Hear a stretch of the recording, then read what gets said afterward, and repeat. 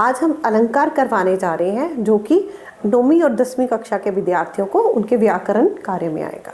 ठीक है, अब हम लोग देखते हैं अलंकार है क्या है। अलंकार के दो प्रकार हैं, दो भेद हैं। जैसे क्या है, एक है अर्थालंकार। ठीक है, अर्थालंकार में अर्थालंकार वो है जिसमें शब्दों के अर्थ बताए जाते हैं। ठीक है, और इसका दूसरा भेद है शब्दालंकार। ठीक है, इसके दो भेद है बेटा, एक है अर्थालंकार, दूसरा है शब्दालंकार। पहले हम लोग अर्थालंकार के भेद कर लेते हैं, फिर उसके बाद शब्दा के देखेंगे बेटा। अर्थालंकार के भेद हैं, पहला भेद है उसका उपमा अलंकार। अब उपमा अलंकार, उपमा से आप जान सकते हो बेटा, उपमा में किसी की उपमा दी गई। ठीक है, किसी की एग्जाम्पल दी गई। जैसे जब पंक्ति में जोजक आए, अब जोजक क्या है बेटा, ये हाइफन, इसे जोजक कहा जाएगा। ठीक है, और उसके पीछे क्या लगा है, सा सी समान जैसे सम लगा है, तो उसे हम लोग उपमा कहेंगे। ठीक है, जैसे इसकी एग्जाम्पल है चांद सा सुंदर मुख। ठीक है, अब देखिए जोजक भी आया है और सा भी आया है, और जहाँ जोजक और सा आएगा बेटा वो क्या है, हमारा उपमा अलंकार। ठीक है, मैंने क्या कहा, जिसमें सा सी समान जैसे सम ये शब्द आएंगे जोजक के साथ। ठीक है, तो वो हमारा उपमा अलंकार होगा। जैसे चांद सा सुंदर मुख, अब चांद सा सुंदर मुख, ठीक है, तो सा आ गया तो उपमा अलंकार है। अब दूसरा देखिए बेटा, ये भी अर्था का है। ठीक है, ये भी अर्था का दूसरा है रूपक अलंकार। पहला हमने उपमा किया, अब हम रूपक कर रहे हैं दूसरा। ठीक है, अब रूपक अलंकार में क्या है, जब पंक्ति में दो शब्दों के बीच में जोजक आए। ठीक है, पहले जो जोजक आया बेटा वो क्या है, सा सी समान जैसे सम, इनके साथ आएगा।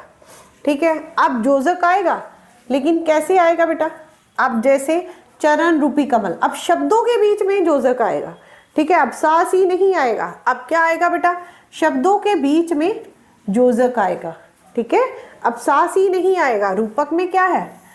ठीक है, ऐसे शब्दों के बीच में जोजक लगाएंगे तो उसे हम रूपक अलंकार कहेंगे। ठीक है, समझ गए बेटा। उपमा में जब भी जोजक लगाना है तो सा सी जैसे सम ये शब्द आएंगे, और यहाँ पे बेटा जब भी जोजक आएगा ये शब्दों के बीच में आएगा। ठीक है, ये रूपक और उपमा में इतनी ही समानता है बेटा। ठीक है, इतना ही इनमें फर्क है। अब उत्प्रेक्षा, इसका तीसरा अलंकार क्या है बेटा, उत्प्रेक्षा अलंकार। अब उत्प्रेक्षा अलंकार में क्या होता है, जब पंक्ति में जियो मन जनु मनहु मनु जनहु एव शब्द आए, जब ये सब शब्द आए बेटा, जैसे जनु है, मानो है, मनु है, जनहु है, ये सब शब्द जब, ठीक है, एक इसमें आते हैं तो इसे उत्प्रेक्षा अलंकार कहते हैं। जैसे मुख मानो चंद्रमा जैसा। ठीक है, मुख मानो, अब मानो शब्द क्या है, अब मानो शब्द यहाँ से आया है बेटा। ये मैं एक ऐसे कंसेप्ट से करवा रही हूँ बेटा, जिस कंसेप्ट से तुम लोग करोगे ना, तुम लोगों को ये अच्छी तरह से याद हो जाएंगे। ठीक है, अब उत्प्रेक्षा में बेटा देखो, मैंने कहा ये शब्द जियो जनु मानो मनहु जनहु एव, ये शब्द जिसमें भी आएंगे बेटा ये उत्प्रेक्षा अलंकार में आएंगे।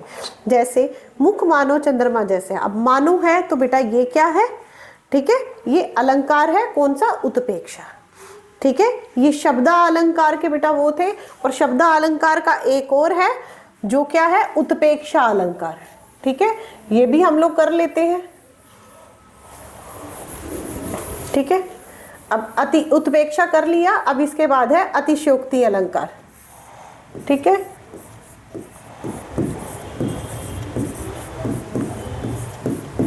अतिशयोक्ति अलंकार। अब अतिशयोक्ति में बच्चे क्या बताना होता है, अब चीजों को, जब वस्तुओं को, ठीक है, जब किसी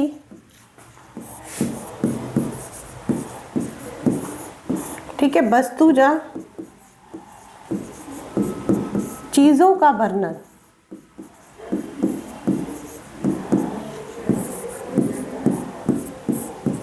ठीक है बढ़ा चढ़ा के किया जाता है।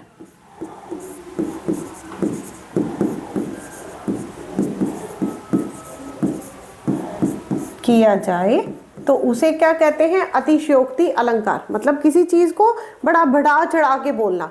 जैसे ही इसकी एग्जाम्पल ले लेते हैं, ठीक है, आगे नदियां पड़ी अपार, ठीक है, घोड़ा उतरे पार, है ना। बढ़ा चढ़ा के वर्णन किया गया है कि आगे नदियां बढ़ी अपार, घोड़ा उतरे पार, है ना। तो जब बढ़ा चढ़ा के किसी चीज का, वस्तु का वर्णन किया गया हो तो बेटा उसे अतिशयोक्ति अलंकार कहते हैं। अब हमने क्या क्या पढ़ा? अर्थ अलंकार में बेटा हमने ये पढ़ा, पहले था उपमा अलंकार, जिसमें था कि जोजक के साथ सास ही आए तो वो हमारा क्या है? उपमा अलंकार है। और रूपक में हमने ये पढ़ा कि जब दो शब्दों के बीच में बच्चे, जब दो शब्दों के बीच में जोजक चिन्ह आए तो उसे हम लोग रूपक कहते हैं। दोनों में डिफरेंस क्या था कि उसमें क्या है बेटा, उसमें ये अंतर है, सास ही आएगा, और इसमें शब्दों के बीच में जोजक आता है तो इसे हम रूपक कहते हैं। अब उत्प्रेक्षा में मैंने क्या बताया बच्चे? उत्प्रेक्षा में मैंने ये बताया जब ये शब्द आए, ज्यों, ठीक है, जनु, मानो, मनहु, जनहु, ये शब्द जब आते हैं, ठीक है, किसी एग्जाम्पल में, तो ये उत्प्रेक्षा है। जैसे मुख मानो चंद्रमा जैसा। अब मानो जो शब्द था बेटा, इन शब्दों में आया ना, तो यही शब्द पहचान के तुम लोगों ने ये अलंकार को पहचानना है बेटा।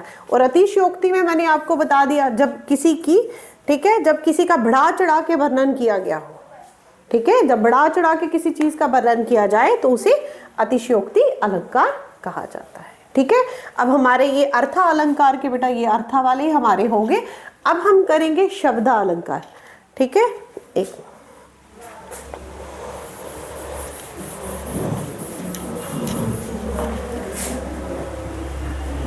ठीक है, अब हम क्या करेंगे बच्चे? अलंकार करेंगे। अब करेंगे हम लोग शब्द अलंकार,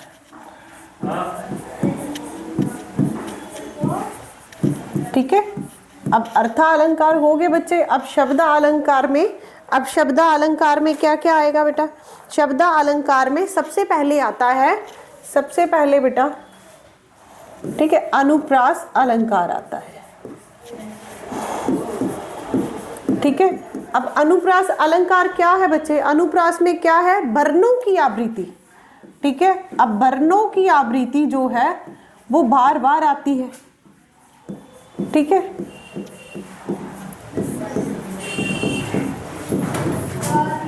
बार बार आए, जहां वर्णों की आवृत्ति बार बार आए उसे हम लोग, ठीक है, अनुप्रास अलंकार कहेंगे। अब आप बोलोगे भरण क्या होते हैं बेटा? क ख घ क्या है आपके? भरण ही तो है, ठीक है, इन्हीं को भरण कहा जाएगा। अब वर्णों की आवृत्ति जहां बार बार आती है उसे क्या? अनुप्रास कहा जाता है, ठीक है। अब एक एग्जाम्पल से इसको समझेंगे, देखिए, ठीक है। अब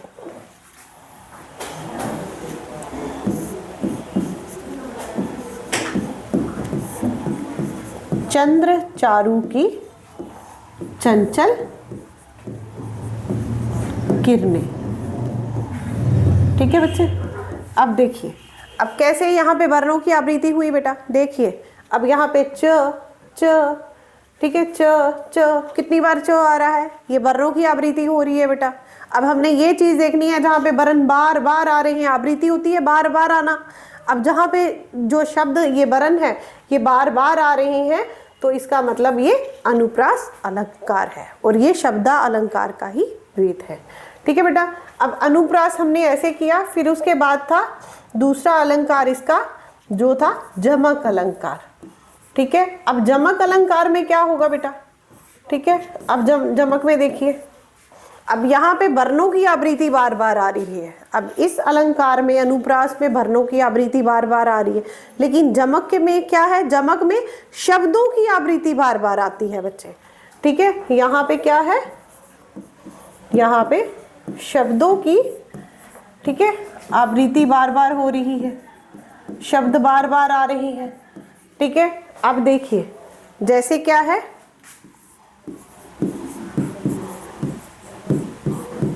सजना है मुझे,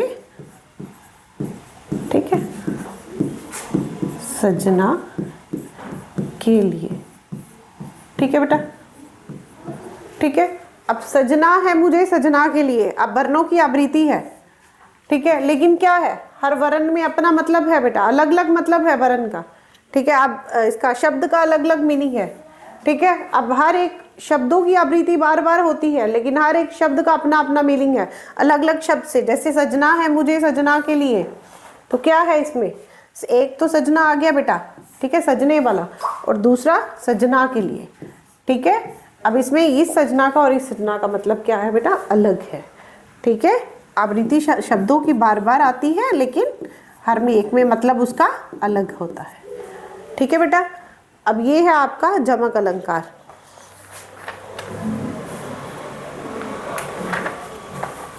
फिर उसके बाद तीसरा है आपका यहाँ पे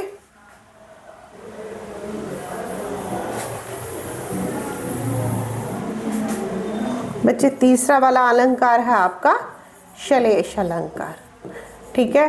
अब श्लेष में भी क्या है बच्चे, श्लेष में भी, ठीक है, ये वर्ण बार बार शब्द बार बार आएगा, लेकिन इसमें क्या है, हर बार शब्द का अलग अलग मीनिंग होगा, ठीक है।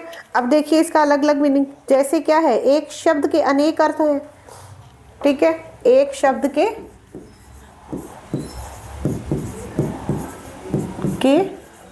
अनेक अर्थ हैं,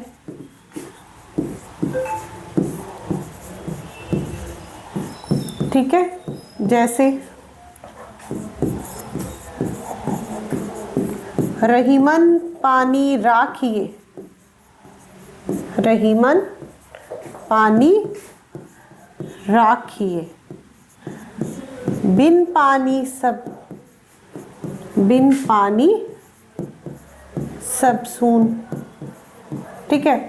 अब पानी पानी बार बार आ रहा है, ठीक है, तो क्या है इसमें बेटा, ठीक है, तो इसमें ये है कि इस पानी का अलग मीनिंग है और इस पानी का, ठीक है, अलग है, और इसमें क्या है, अनेक अर्थ निकलते हैं इस पानी के, ठीक है बेटा, ठीक है। ये है हमारे बेटा, ठीक है, शब्द अलंकार के पहले अनुप्रास, अनुप्रास का क्या है, वर्णों की आवृत्ति बार बार होती है। यमक में क्या है बेटा, शब्दों की आवृत्ति होती है, जिसमें क्या है ना, जिसमें मैंने आपको बताया कि एक शब्द का अलग मीनिंग है, और इसमें क्या है बेटा, एक शब्द के अनेक अर्थ निकलते हैं, ठीक है। अब रहीमन पानी राखिए, बिन पानी सब सून, ठीक है, पानी गयो, पानी सब सून, पानी गए ना उबरे, मोती मानुष चुन, ठीक है। अब इसमें हर पानी की अलग अलग मीनिंग है, पानी गयो ना उबरे, मोती मानुष, ठीक है, चुन, अलग अलग पानी का बेटा क्या है, अलग अलग अर्थ है, ठीक है। तो बेटा ये हुए आपके अलंकार, ठीक है। पहले हमने अर्थालंकार किया, अब हमने शब्दालंकार किया। अब जो भी अलंकार आएंगे बेटा इसी से आएंगे, बड़ा बढ़ा चढ़ा के करने की जरूरत नहीं है, इसी को आप अच्छी तरह से करोगे तो तब भी आपके पेपर में अलंकार के नंबर पूरे हैं बेटा, ठीक है। Okay, thank you students.